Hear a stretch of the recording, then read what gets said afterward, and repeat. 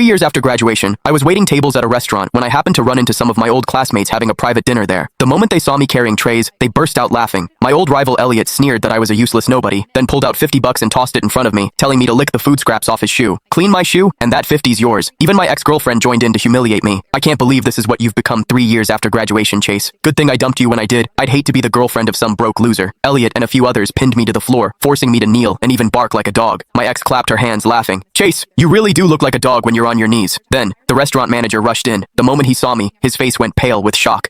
Mr. Levine, are you all right, sir? Blood dripping down my forehead. I pointed at everyone in that room. No one leaves this room tonight. It's your father's birthday today, sir. As a surprise, how about you disguise yourself as a server and bring him the cake personally? Sure, let's make him happy. Fresh off the plane, my assistant had driven me straight to one of the most popular restaurants under my company's name. After several rounds of reinvention under my lead, the place had dominated the city's dining charts for 3 consecutive years. Countless influencers and celebrities had flocked there to post about it, and business was booming. I had just changed into a server's uniform and was about to go rehearse the surprise when a commotion broke out at the entrance. I turned around and saw a group of young men and women walking in. No wonder this place is rated the best restaurant in the city. It really looks luxurious. Yeah, we're lucky Mr. Reed's treating us tonight. Without him, we'd never get to dine somewhere this fancy. Oh please, he's not treating us. Everyone knows he's doing this for the campus belle Ariana. The moment I heard that name Ariana, I froze. That was my ex-girlfriend. Instinctively, I turned toward the group, my voice slipping out before I could stop myself. Ariana? Everyone stopped and looked in my direction. Sure enough, standing right in the center was my ex, Ariana Hale, and beside her, Elliot Reed, the very man who had always hated me back in college. A rush of emotion hit me. It had been 3 years since we last met, and I almost stepped forward to greet her. However, Elliot immediately moved in front of her, blocking my way. Well, if it isn't Chase Levine, our straight A star from back in school, he eyed my server's uniform with a mocking grin. Top of the class then, carrying trays now. How the mighty have fallen. I met his gaze calmly. Back in school, Elliot had always been jealous of my grades, my looks, my reputation. Apparently, 3 years later, nothing had changed. I'm not actually waiting tables. This restaurant is, sure.